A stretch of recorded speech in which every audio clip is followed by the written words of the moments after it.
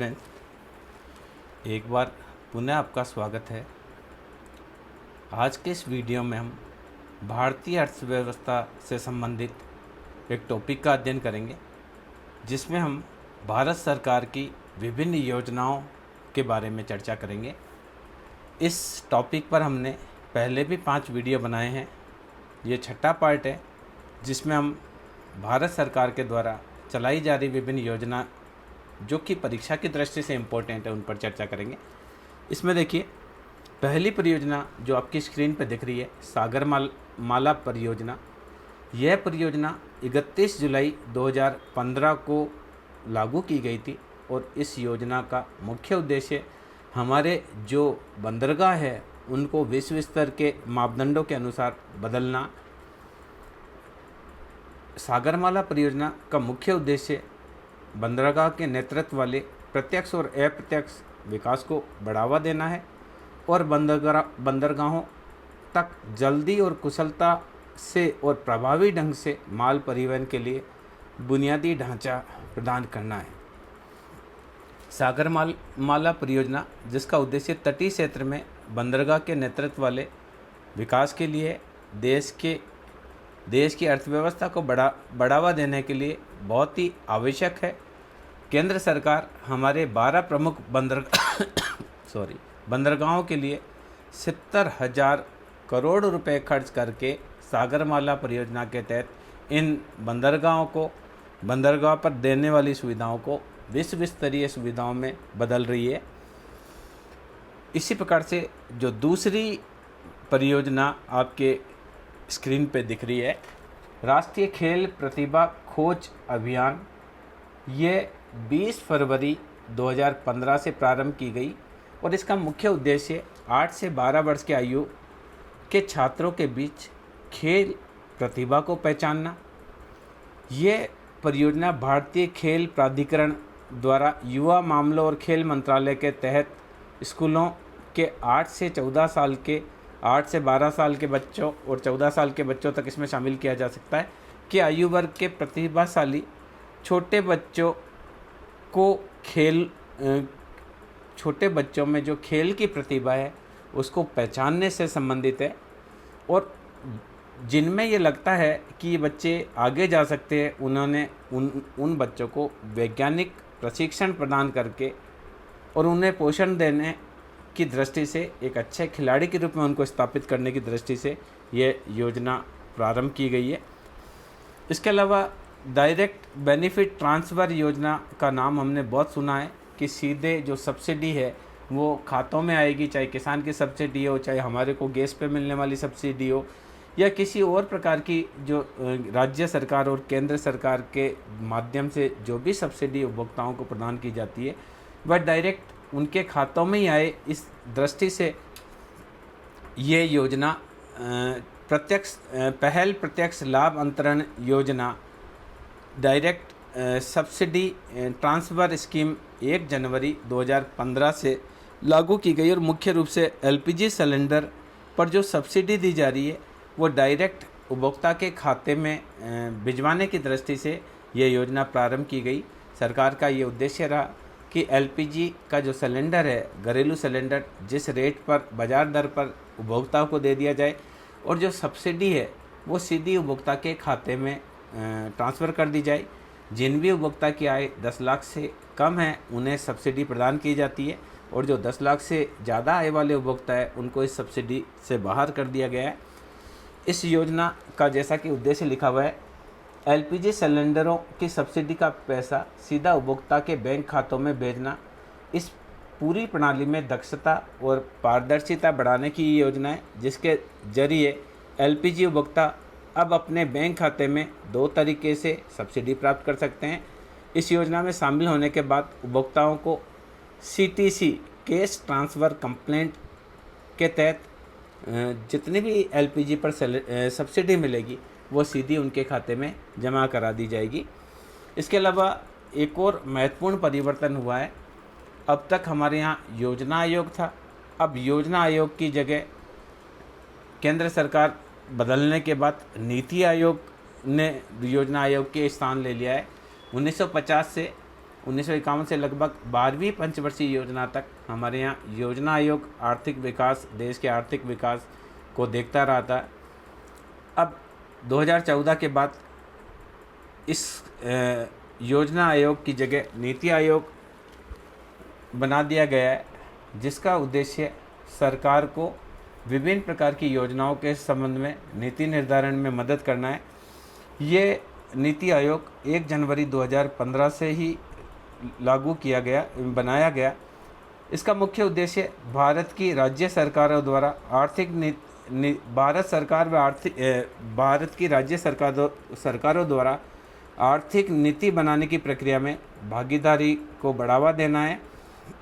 यानी आर्थिक नीति के निर्धारण में अच्छे विशेषज्ञ हो, राज्य सरकार के प्रतिनिधि हो और केंद्र सरकार के प्रतिनिधि हो, ये सब मिलकर बनाए, नीति निर्धारित करें।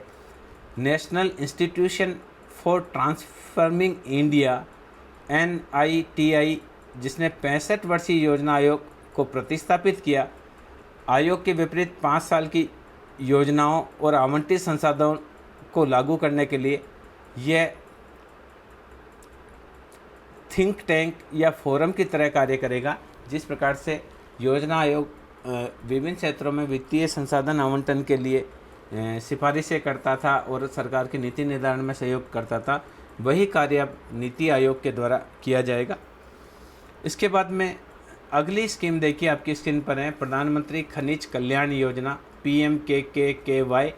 ये योजना 17 सितंबर 2015 से प्रारंभ की गई और मुख्य रूप से इसका उद्देश्य आदिवासियों के स्वास्थ्य, पर्यावरण और आर्थिक स्थिति की सुरक्षा की दृष्टि से कार्य करना है। सामान्य रूप से हमारे यहाँ जो आदिवासी जनजातियाँ रहती है वो पहाड़ी क्षेत्रों में रहती है, जहाँ खनिज काफ़ी मात्रा में होते हैं। तो प्रधानमंत्री खनिज क्षेत्र कल्याण योजना का मुख्य उद्देश्य उन क्षेत्रों में रहने वाले आदिवासियों के स्वास्थ्य का ध्यान रखना, क्योंकि कई बार माइनिंग होती है तो उससे प्रदूषण होता है, प्रदूषण होने से उन लोगों का स्वास्थ्य बिगड़ता है, वहाँ के पर्यावरण को क्षति पहुँचती है और उनकी जो आर्थिक संसाधन है वो इस माइनिंग्स में कहीं ना कहीं नष्ट हो जाते हैं। तो आदिवासियों की सुरक्षा की दृष्टि से ये योजना लागू की गई। प्रधानमंत्री खनिज क्षेत्र कल्याण योजना का उद्देश्य खनन से संबंधित कार्यों से प्रभावित क्षेत्रों और लोगों के लिए कल्याण में पैसे का उपयोग करना, यानी जो खनन से सरकार को जो आय प्राप्त हो रही है उसका उस क्षेत्र में उस खनन की वजह से जिनका स्वास्थ्य में गड़बड़ हो रही है, जिनको विस्थापित होना पड़ रहा है, उस पैसे को उनके कल्याण के लिए खर्च करना। जो जिला खनिज फाउंडेशन द्वारा आवंटित किया जाता है, यानी जिला खनिज फाउंडेशन है, वो उस खनन से जो प्राप्त आय है उसका कुछ भाग वहाँ के रहने वाले लोगों के लिए आवंटित करता है। अगली परियोजना प्रधानमंत्री नमामि गंगे परियोजना। ये परियोजना 10 जुलाई 2014 से प्रारंभ की गई और गंगा नदी को व्यापक रूप से स्वच्छ व संरक्षित रखने की दृष्टि से ये योजना लागू की गई। इस योजना का उद्देश्य गंगा नदी में जो प्रदूषण है उसको ख़त्म कर इसको गंगा नदी के सतत प्रवाह को जारी रखना और साथ ही एक स्वच्छ और स्वास्थ्य की दृष्टि से उत्तम पानी हो गंगा नदी का, इसके लिए प्रयास करना। और इसके लिए सरकार के द्वारा नमामि गंगे परियोजना के तहत विभिन्न गंगा के आसपास जो भी प्रदूषण फैलाने वाले कल कारखाने हैं उनको अन्यत्र शिफ्ट किया जा रहा है। नमामि गंगे भविष्य के लिए एक ठोस कार्यात्मक योजना कही जा सकती है, जो मौजूदा में चल रहे प्रयासों और योजनाओं को एक साथ समेकित करके गंगा का कायाकल्प करने का कार्य करेगी। इसके जरिए घाटों को सुधारा जाएगा, नदी के मोर्चों को और बेहतर बनाया जाएगा, जिससे लोगों को घाटे के ऊपर जो गंगा नदी के विभिन्न घाट है उन पर लोगों को अधिकतम सुविधाएं मिल सके और उन्हें बेहतर ढंग से कनेक्ट किया जा सके।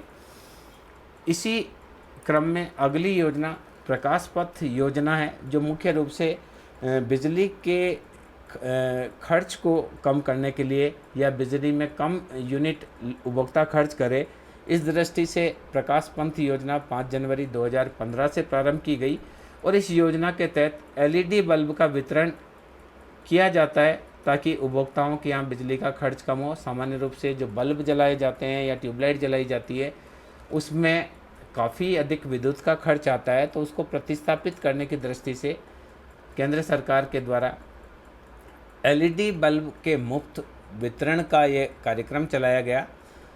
ये सरकार के द्वारा की गई कई योजनाओं में से एक कही जा सकती है।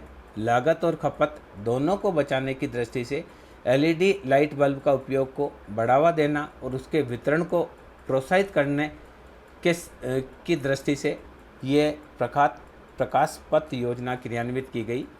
नेक्स्ट योजना उदय योजना, मुख्य रूप से ये भी बिजली से संबंधित है। 20 नवंबर 2015 को प्रारंभ की गई। इसका उद्देश्य राज्य के स्वामित्व वाली विद्युत कंपनियों के परिचालन और वित्तीय बदलाव को ध्यान में रखना है। सामान्य रूप से जो राज्य में वित्तीय परिचालन कर रही है कंपनियां या वितरण का कार्य कर रही है, वह कंपनियां अधिकांश घाटे में जा रही है, क्योंकि जो विद्युत का डिस्ट्रीब्यूशन होता है उस डिस्ट्रीब्यूशन में लोड फैक्टर में बहुत अधिक क्षति होती है।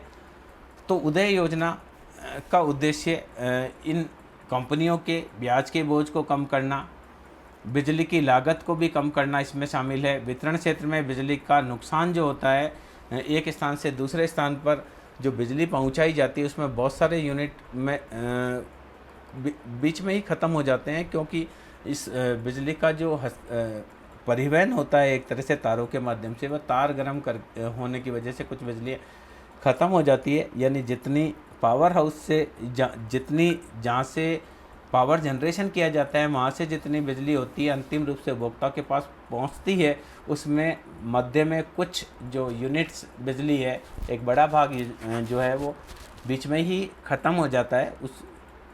उसको कम करने के लिए ये उदय योजना लागू की गई है। तो इस योजना का उद्देश्य ब्याज बोझ को कम करना, बिजली की लागत को कम करना, वितरण क्षेत्र में बिजली के नुकसान को कम करना आदि है। अगली योजना जो हमारे सामने है वो विकल्प योजना है। ये 1 नवंबर 2015 से प्रारंभ की गई और इसका मुख्य उद्देश्य सरकार ये चाहती है कि आने वाले समय में जो भी रिजर्वेशन का टिकट लेवे उसको 100% कन्फर्मेशन की सीट मिल जाए। इस दृष्टि से ये योजना धीरे धीरे क्रियान्वित की जा रही है। विकल्प योजना के तहत जहां आपकी किसी ट्रेन में आपकी वेटिंग है तो अगली प्रतीक्षा वाली टिकटों के यात्रियों के लिए अगली जो वैकल्पिक ट्रेन है उसमें उनको कंफर्म टिकट प्रदान कर दिया जाए। इस दृष्टि से विकल्प योजना रेलवे मंत्रालय के द्वारा लागू की गई है। ये विकल्प योजना केवल 6 महीने के लिए इंटरनेट के माध्यम से बुक किए गए टिकटों पर उपलब्ध है और विकल्प अभी केवल दिल्ली और लखनऊ और दिल्ली जम्मू सेक्टर में चलने वाली मेल और एक्सप्रेस ट्रेनों में ये एक प्रयोग के तौर पर लागू की गई है। अगर इसको अच्छी सफलता मिलती है तो सरकार का ये उद्देश्य है कि फ्यूचर में सभी ट्रेनों में ये विकल्प योजना दी जाए, जिसमें अगर किसी को कंफर्म टिकट नहीं मिल पाता है तो जो वैकल्पिक अगली ट्रेन है उसमें उसको रिजर्वेशन टिकट मिल सके। इस दृष्टि से ये है। अगली योजना जो 10 नंबर लिखा हुआ है, एकीकृत बिजली विकास योजना IPDS, यह योजना 18 सितंबर 2015 से प्रारंभ की गई। इस योजना का मुख्य उद्देश्य 24 घंटे व 7 दिन बिजली प्रदान करना है। यानी यह योजना बिना पावर कट किए उपभोक्ताओं को बिजली प्रदान करने की दृष्टि से बनाई गई है, एकीकृत बिजली विकास योजना। सरकार ने इसके लिए 45,800 करोड़ रुपए का बजट आवंटन किया है, जिससे IPDS का संपूर्ण क्रियान्वयन अच्छी तरीके से हो सके और नागरिकों को अच्छा नेटवर्क, पैमाइश, IT अनुप्रयोग, ग्राहक सेवा, सौर पैनल, इन सभी पर ध्यान देकर इस बात का प्रयास किया जाए कि सबको 24 घंटे और 7 दिन बिजली मिल सके। ये योजना जो है एक महत्वाकांक्षी योजना कही जा सकती है, क्योंकि गर्मियों में हमारे सब एरिया में पावर कट एक गंभीर मुद्दा है, जिसके निदान के लिए योजना एक महत्वपूर्ण कदम साबित हो सकती है। इसके बाद में श्यामा प्रसाद मुखर्जी अर्बन मिशन योजना, ये थोड़ा सा टाइप गलत हो गया अर्बन, ये मुख्य रूप से RURBAN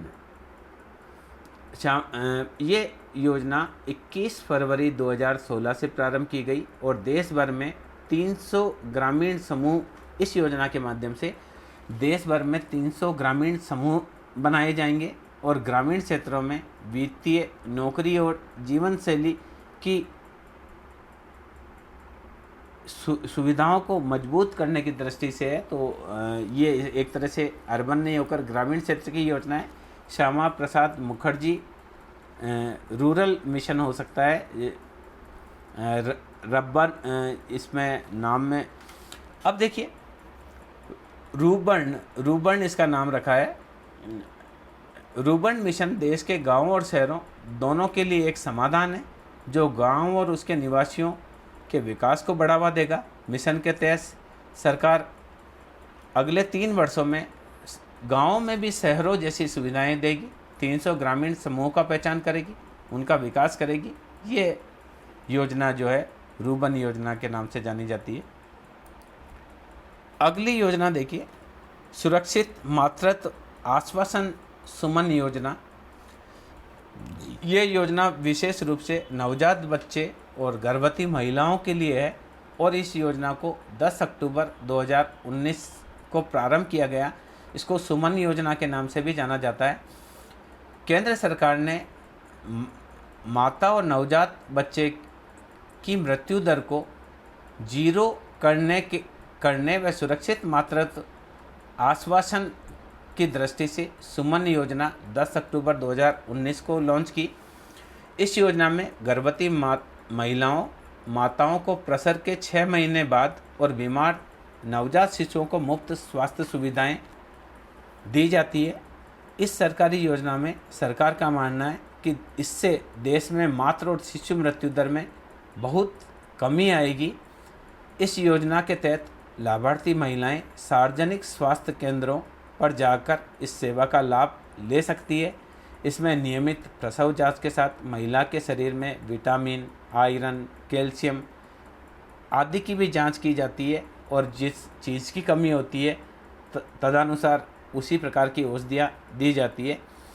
केंद्रीय स्वास्थ्य मंत्री का मानना है कि प्रधानमंत्री सुरक्षा अभियान के तहत checkup, iron, folic acid supplement, tetanus, diphtheria injection और व्यापक ANC पैकेज के अन्य घटक के साथ ही इस योजना में घर जाकर शिशुओं की जांच को शामिल किया गया है।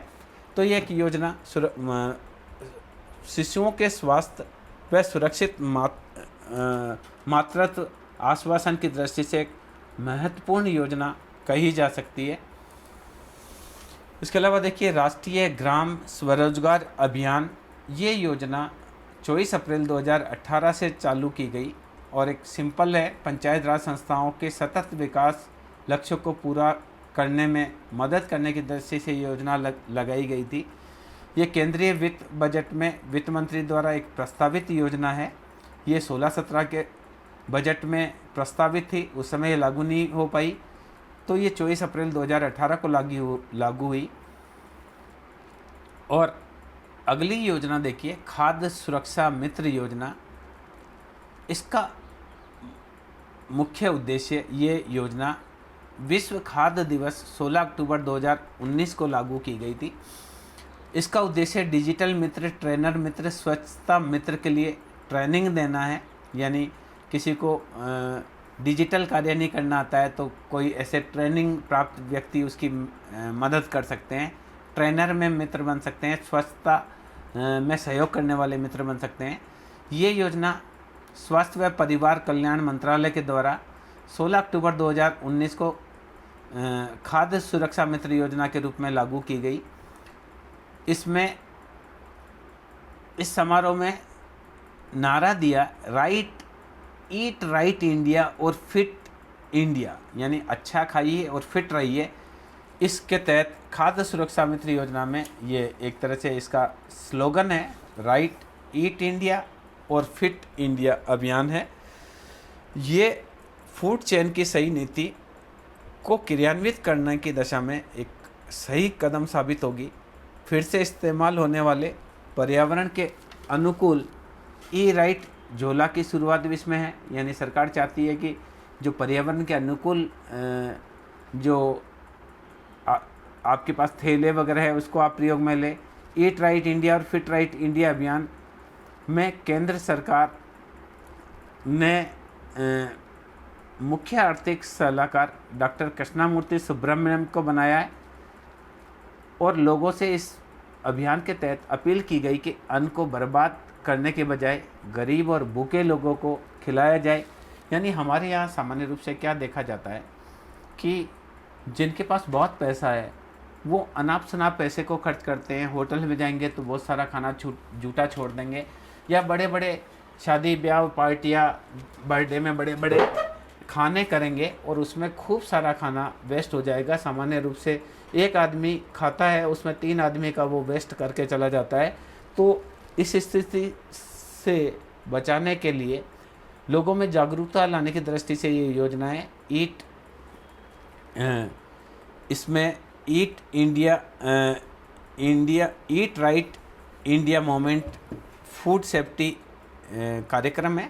लोगों को इसमें जागरूक किया जाएगा कि वो भोजन को ख़राब नहीं करे और बल्कि जो एक्स्ट्रा उनके पास भोजन है वह किसी गरीब को, भूखे लोगों को खिलाए।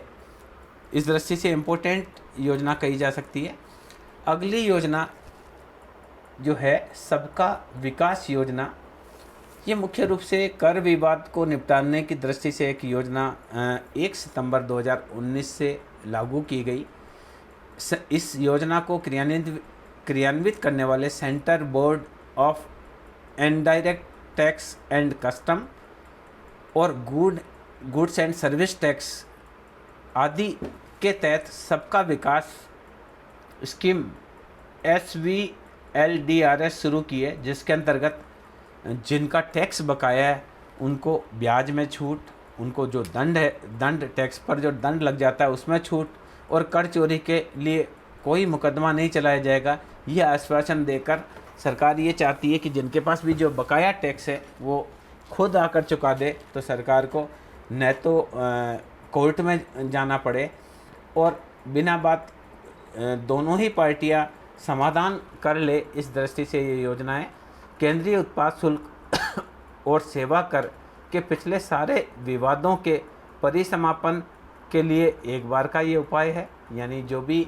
जिनका कोई विवाद चल रहा है टैक्स से रिलेटेड, वो इस योजना के तहत आकर स्वैच्छिक अपनी इनकम को प्रकट करके अपना टैक्स जमा कराकर सभी प्रकार की परेशानियों से मुक्त हो सकते हैं। ये इस योजना को सबका विकास योजना बोला गया है। अगर परीक्षा में पूछा जाए कि लोगों को टैक्स की टैक्स में जो दंड लगता है, ब्याज लगता है, उसका समाधान करने की दृष्टि से कौन सी योजना लॉन्च की गई है, तो ये योजना है सबका विकास योजना। अगला है प्रधानमंत्री स्वस्थ भारत अभियान 2019 के नाम से ये योजना है, क्योंकि 29 अगस्त 2019 से लागू की गई। इस योजना का उद्देश्य लोगों को स्वस्थ बनाने के लिए फिट इंडिया मूवमेंट प्रोग्राम चलाना है।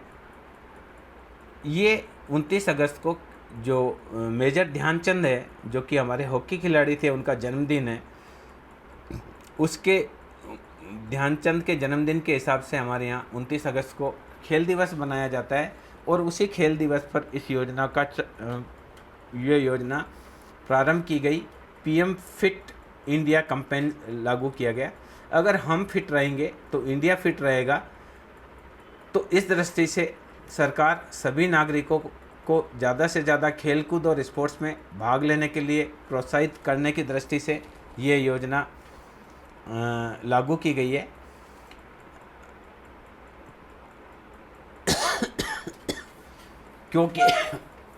क्योंकि ये 29 अगस्त को ध्यानचंद जी, मेजर ध्यानचंद, जो कि हमारे हॉकी के कप्तान और हॉकी के विश्व प्रसिद्ध खिलाड़ी थे, उनको नमन करते हुए ये योजना चालू की गई। इस योजना में सभी वर्ग समुदाय के लोगों को जोड़ने का लक्ष्य रखा गया है। इसके अलावा सभी राज्य के मुख्यमंत्री से इस फिट इंडिया मूवमेंट को बढ़ाने के लिए प्रोत्साहन मिल रहा है और यूनिवर्सिटी ग्रांट कमीशन और सभी कॉलेज विश्वविद्यालयों ने इस बारे में पत्र जारी कर दिया है कि इस योजना को ज़्यादा से ज़्यादा बढ़ाया जाए ताकि लोग ज़्यादा से ज़्यादा खेल में भाग ले, स्वस्थ रहे। अगली योजना देखिए NEAT योजना। ये मुख्य रूप से आर्टिफिशियल इंटेलिजेंस तकनीक के उपयोग पर ध्यान देने की दृष्टि से NEAT योजना 20 सितंबर 2019 से प्रारंभ की गई। इस योजना का उद्देश्य सरकार द्वारा बेहतर सीखने के परिणामों के लिए आर्टिफिशियल इंटेलिजेंस तकनीक का उपयोग करना, यानी कंप्यूटर के माध्यम से सिखाना, रोबोट के माध्यम से सिखाना। ये मेन रूप आर्टिफिशियल इंटेलिजेंस का मतलब है रोबोटिक जो है मशीनों के माध्यम से सिखाना। NET AI लर्निंग स्कीम को public private partnership PPP model पर लागू किया गया है। केंद्र सरकार बेहतर सीखने के परिणामों के लिए AI मतलब आर्टिफिशियल इंटेलिजेंस प्रौद्योगिकी के उपयोग पर ध्यान देगी। मानव संसाधन विकास मंत्रालय और सभी जो टेक कंपनियां हैं वह एक राष्ट्रीय गठबंधन बनाएगी और यह सुनिश्चित करेगी कि आर्थिक रूप से पिछड़े छात्रों के लिए एक बड़ी संख्या में समाधान स्वतंत्र रूप से उपलब्ध हो, यानी उनको सीखने के लिए आर्टिफिशियल इंटेलिजेंस का भी सहायता मिल सके। इसके अलावा हमारे निर्यात को बढ़ावा देने की दृष्टि से निर्यात ऋण विकास नर्विक योजना भी 18 सितंबर 2019 से प्रारंभ की गई। इस निर्विक योजना से निर्यातकों के लिए ऋण उपलब्धता को बढ़ाएगी। जैसे आपका कोई निर्यात होता है और उस निर्यात से आप एक निर्यातमुख इकाइयों को सरकार ऋण देकर उनको प्रोत्साहित करने का प्रयास कर रही है। इस योजना के माध्यम से इस सरकारी योजना को export guarantee corporation of India के माध्यम से प्रारंभ किया जाएगा। इस NIRVI के तहत निर्यातकों को आसानी से लोन मिल पाएगा। प्रधानमंत्री निर्विक योजना 2019 के MSME क्षेत्र के निर्यातकों को मॉडरेशन के लिए काम दिया जाएगा। एक्सपोर्ट की गारंटी बढ़ाई जाएगी और मूलधन और ब्याज 0% ब्याज के तहत ये स्कीम चलाई जाएगी। यानी जो निर्यातक है वो पैसा उधार लेते हैं तो उनको 90% 90% जितना वो निर्यात करते हैं उनको 90% तक लोन की सुविधा मिलेगी ताकि वह ज़्यादा से ज़्यादा प्रोडक्शन करके देश से ज़्यादा निर्यात कर सके। प्रधानमंत्री निर्विक योजना जो है, अगर निर्यातक को कोई नुकसान भी होता है तो सरकार लगभग 60% तक की ऋण गारंटी उसको प्रदान कर रही है। इस दृष्टि से निर्यात बढ़ाने की दृष्टि से एक महत्वपूर्ण योजना कही जा सकती है। नेक्स्ट योजना देखिए समर्थ योजना। ये योजना भी 2019 में लागू की गई और इसका मुख्य उद्देश्य लोगों के लिए कपड़ा निर्माण क्षेत्र में वस्त्र मंत्रालय की फ्री प्रशिक्षण स्कीम के तहत यह है। यानी जो कपड़ा निर्माण के क्षेत्र में लग रहे हैं उनको फ्री प्रशिक्षण देकर कपड़ा उत्पादन में जो श्रमिक कार्य कर रहे हैं उनकी कार्य क्षमता को बढ़ाने की दृष्टि से समर्थ योजना लागू की गई है। समर्थ योजना के तहत वस्त्र मंत्रालय आगामी महीनों में 4 लाख लोगों को कपड़ा क्षेत्र में ट्रेनिंग उपलब्ध कराने का लक्ष्य है। इस योजना से टेक्सटाइल सेक्टर में प्रशिक्षण प्राप्त लोग काफ़ी मिलेंगे। 18 राज्यों में ये योजना लागू की गई है जहां 4 लाख लोगों को कपड़े की मशीनों को किस प्रकार से चलाया जाता है उसका प्रशिक्षण केंद्र सरकार और राज्य सरकार के माध्यम से प्रदान किया जाएगा। ये free skill training in Samarth scheme के तहत हथकरघा, हस्तशिल्प, सेरिकल्चर, जूट के पारंपरिक क्षेत्रों में कौशल को विकसित करने की दृष्टि से अलग अलग तरह के प्रशिक्षण प्रदान किए जाएंगे। एक तरह से वस्त्र मंत्रालय की ये समर्थ योजना लोगों में स्वरोजगार के लिए बढ़ावा देगी। योजना के तहत केंद्र व राज्य सरकार के बीच हुए समझौतों में 16 राज्यों के प्रतिनिधि मौजूद थे। केवल इनमें जम्मू कश्मीर व ओडिशा के प्रतिनिधि मौजूद नहीं थे, बाकी लगभग सभी बड़े राज्यों के प्रतिनिधि मौजूद थे। इसके अलावा देखिए सेतु भारतम परियोजना, ये भी रेलवे की परियोजना है। सामान्य रूप से देखा जाता है कि मानव रहित जो रेलवे फाटक है उसमें आए दिन दुर्घटनाएं देखने को मिलती है, क्योंकि वहाँ पर कोई फाटक नहीं होती है और लोग प्राय जल्दी में होते हैं। वो देखते नहीं है कि कोई रेल आ रही है नहीं आ रही है, या वो ये मानते हैं कि हम जल्दी निकल जाएंगे, रेल लेट आएगी, या कहीं मोड़ पर अगर फाटक होती है तो उनको रेल दिख नहीं पाती है। तो ऐसे सभी राष्ट्रीय राजमार्ग में जो रेलवे क्रॉसिंग है उनको मुक्त करने हैं। आप देखिए जितने भी राष्ट्रीय राजमार्ग हैं उसमें अगर रेलवे फाटक के बीच में आ जाती है तो बहुत सारे जो वाहन हैं उनको रुकना पड़ता है और काफ़ी मात्रा में ईंधन वेस्ट होता है। तो स्पेशली ये राष्ट्रीय राजमार्ग के लिए सेतु भारतम योजना है, ये 3 मार्च 2016 को प्रारंभ की गई। इसका उद्देश्य सभी राष्ट्रीय राजमार्गों को रेलवे स्तर के क्रॉसिंग से मुक्त करने की दृष्टि से, और जो पुराने राष्ट्रीय राजमार्ग हैं उन पर पुलों के माध्यम से रेलवे क्रॉसिंग है, वहाँ की जो बाधाएं हैं उनको पार करने की दृष्टि से ये योजना बनाई गई। जहाँ पे भी राष्ट्रीय राजमार्ग है और बीच में कहीं रेल मार्ग आता है तो उस राष्ट्रीय राजमार्ग पर पुल बनाकर उस रेल मार्ग है उन दोनों को आसानी से चलाया जा सके, यानी जो रेल है वो भी आराम से निकले और जो राष्ट्रीय राजमार्ग है उसमें भी किसी प्रकार की रुकावट नहीं हो। इस दृष्टि से ये योजना सेतु भारतम परियोजना लागू की गई। ये एक महत्वाकांक्षी कार्यक्रम है जिसमें 50,000 करोड़ रुपए का बजट राष्ट्रीय राजमार्गों पर सुरक्षित और निर्बाध यात्रा के लिए पुलों के निर्माण करने की दृष्टि से आवंटन किए गए हैं। इस योजना के तहत 208 नए रोड ओवरब्रिज या अंडरब्रिज बनाए गए हैं और 1500 पुलों को चौड़ा किया गया है, जहां 4 लेन बन गई है और पहले 2 लेन का ही अगर पुल है तो उसको 4 लेन का किया गया है। नेक्स्ट जो स्कीम है, जो कि इस वीडियो की अंतिम स्कीम है, प्रधानमंत्री उज्ज्वला योजना, जो कि एक बहुत फेमस योजना है। प्रधानमंत्री उज्ज्वला योजना जो सिलेंडर, घरेलू गैस के सिलेंडर से संबंधित है। ये योजना 1 मई 2016 से प्रारंभ की गई। इस योजना का उद्देश्य केंद्र सरकार ने सभी गरीब परिवारों को राहत देते हुए फ्री एलपीजी कनेक्शन देने के लिए प्रधानमंत्री उज्ज्वला योजना लागू की है। अब यूनिवर्सल पीएम उज्ज्वला योजना देश के सभी राशन कार्डों को फ्री गैस कनेक्शन देने की दृष्टि से, यानी जिन पर कनेक्शन नहीं है उनको गैस कनेक्शन देने की दृष्टि से ये पीएम उज्ज्वला योजना लागू की गई है। तो ये योजना के तहत पहले 1 करोड़ लोगों को ये फ्री कनेक्शन दिए गए। अब देश में बाकी बचे हुए गरीब परिवारों को भी खाना पकाने के लिए फ्री गैस कनेक्शन देने की दृष्टि से इस योजना का विस्तार कर दिया गया है। सरकार एलपीजी गैस कनेक्शन योजना के तहत हर गैस कनेक्शन पर 1600 रुपये की सब्सिडी प्रदान की जाती है। इस सब्सिडी राशि में सिलेंडर की फीस और फिटिंग खर्च आदि शामिल होता है। क्योंकि अभी देश में अभी भी बहुत गरीब परिवार है और उनके पास गैस के कनेक्शन नहीं है, तो और जो अब तक मौजूदा लाभार्थी सूची में शामिल नहीं हुए हैं उन्हें भी अब इस योजना में शामिल किया जाएगा। इस दृष्टि से एक महत्वपूर्ण योजना कही जा सकती है।